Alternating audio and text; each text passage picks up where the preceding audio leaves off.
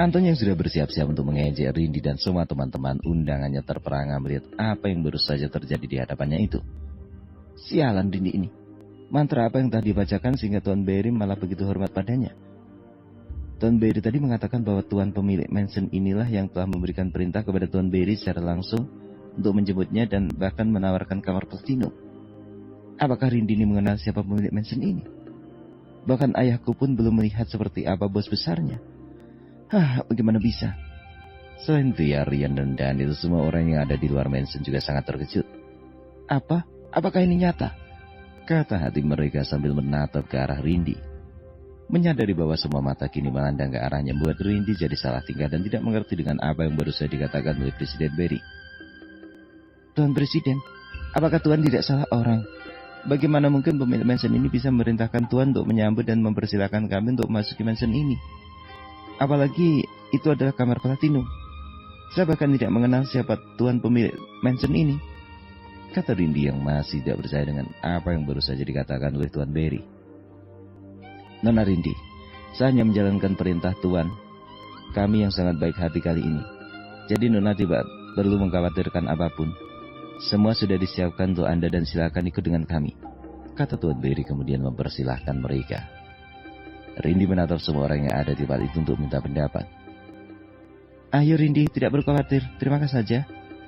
Rian dan Daniel yang juga mengangguk dan mempersilahkan Rindy untuk berjalan mendahului mereka mengikuti Tuan Berry. Rindy akhirnya setuju dan mulai berjalan mengikuti Tuan Berry dari belakang. Herman dan Daniel saat ini mengambil posisi berjalan paling belakang. Dia sengaja melakukan itu agar bisa menggoda Anton.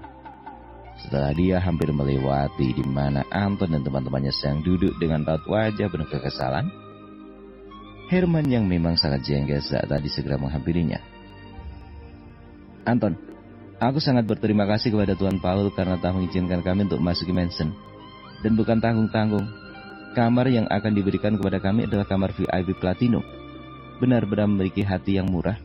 Ejek Herman sambil bercak kagum. Sekilas kata-kata yang diucapkan oleh Herman adalah sebuah bentuk kekaguman dan rasa terima kasih yang dalam dari hatinya. Namun bagi Anton kata-kata itu bagikan sebuah tangan besar yang menampar tepat di wajahnya bolak-balik. Sialan kau Herman, penjilat tidak tahu diri. Bangsat, aku tidak akan melupakan malam ini, ingat itu. Teriak Anton dengan geram sehingga semua orang kini menoleh ke arahnya. Semua orang mengernyitkan kening melihat kelakuan Anton yang seperti orang kesurupan. Karena semua orang seperti berhenti melangkah dan memperhatikan ke satu arah. Tuan Berry yang juga mendengar teriakan dan kata-kata kasar tadi segera memutar badannya untuk sekedar ingin tahu siapa yang berteriak tadi. Apakah kau anak Paul? Jika tidak ada yang bisa kau lakukan di sini, maka bantu pelayan untuk menyajikan minuman untuk tamu undangan Nona Rindy. Kata Tuan Berry sambil menatap tajam ke arah Anton. Sekali lagi Anton bagi ditampar tepat di telinganya ketika Tuan Berry memerintahkan untuk menjadi pelayan dadakan di mansion itu. Tuan Presiden, saya datang ke sini adalah salah satu tamu undangan Nona Rindy. Bagaimana mungkin saya bisa menjadi pelayan? Kata Anton sambil tergagap. Lalu apa yang kamu lakukan dengan berteriak seperti orang yang kurang waras di sini? Tanya Tuan Berry lagi. Saya tidak apa-apa Tuan. Jawab Anton sekenanya saja. Mari Tuan, abaikan anak manja itu. Kata Ronald yang sejak tadi berada di belakang Tuan Berry. Merasa tidak ada lagi yang perlu dikatakan kepada Anton, Tuan Berry pun bergegas masuk ke mansion, diikuti anak-anak muda yang hadir sebagai tamu undangan Nona Rindy. Begitu mereka sudah masuk di mansion, Herman segera mengikuti mereka dengan menggial-gialkan pinggang mengejek Anton yang seperti orang tolol. Sialan, benar-benar sialan. Tunggu saja, aku akan membuat perhitungan dengan kalian semua. Kata Anton lalu bergegas melangkah menuju ke mobilnya. Tidak lama kemudian, sebuah mobil Audi i7 itu pun menderu dan seperti kesetanan melaju meninggalkan area parkir depan mansion itu seperti dikejar hantu. Mobil Audi i7 itu terus melaju meninggalkan Lotus Mansion dengan kecepatan tinggi. Beberapa menit kemudian mobil itu membanting setir ke kanan memasuki area parkir di restoran Paul yang masih berada di kawasan Monsoon Lotus itu. Begitu mobil itu diparkir dengan posisi yang benar dan tidak beraturan, seorang pemuda keluar dari mobil itu dan langsung menuju ke arah restoran. Begitu lelaki itu memasuki lobi restoran, dia melihat lelaki setengah baya berdiri seperti ada seorang yang sedang dia tunggu. Pemuda itu segera menghampiri lelaki setengah baya itu dan segera menyapanya dan bertanya, "Ayah, sepertinya ayah sedang menunggu seorang. Siapa yang sedang ayah tunggu?" Tanya pemuda itu dengan sedikit heran.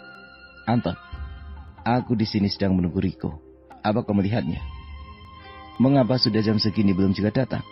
kata lelaki setengah baya yang ternyata adalah Paul, ayah Anton. "Hah, kucing kurap itu. Dia telah mencari masalah denganku tadi pagi di kampus. Dia telah membuat aku sangat kesal, jadi aku melarang dia untuk bekerja lagi di restoran kita," kata Anton menjelaskan permasalahannya dengan Riko. Memang tadi di kampus Anton sedang mencari masalah dengan Jerry. Dia yang merasa iri karena Ivan, mahasiswa baru itu lebih memilih bergabung di meja Jerry dibanding meja tempat dia sedang sarapan di kantin kampus. Riko yang sebenarnya sangat akrab dengan Jerry berusaha menjadi penengah. Namun Anton yang merasa kalau Riko berpihak kepada Jerry, segera menghina Riko dan langsung memecat serta melarang Riko untuk datang bekerja di restoran milik ayahnya. Tuan Paul yang kaget mendengar bahwa Riko telah dipecat oleh Anton, segera memelototi matanya. "Apa katamu, Anton? Kau telah memecat Riko dan melarang dia untuk bekerja di restoran kita?" Tanya Tuan Paul seperti dia percaya. "Benar, ayah. Sialan itu telah memprovokasiku dan dia pantas mendapatkan itu." Begitu Anton selesai dengan kata-katanya, tiba-tiba Tuan Paul melayangkan tamparan tepat ke pipi Anton. Anton yang terkejut seakan tidak percaya karena dia akan mendapatkan tamparan keras dari ayahnya. "Ayah, mengapa kau menamparku? Apakah karena aku telah memecat kucing kurap itu?" kata Anton sambil menggosok pipinya yang merah. "Bajingan kau, Anton. Apa hakmu memecat staf yang bekerja di restoran ini, ha?" tanya Tuan Paul dengan sengit. "Kenapa, ayah? Apa istimewanya Riko itu? Ayah tega menampar aku hanya demi anak sialan itu?" teriak Anton yang tidak senang mendapat tamparan dari ayahnya. Sekali lagi Tuan Paul mengirimkan tamparan ke wajah Anton, membuat Anton sedikit terhuyung ke samping. "Dasar anak tidak tahu untung. Seharusnya kau bertanya kepadaku terlebih dahulu sebelum memecat pegawai di restoran ini," kata Tuan Paul sambil menunjuk-nunjuk ke arah wajah Anton.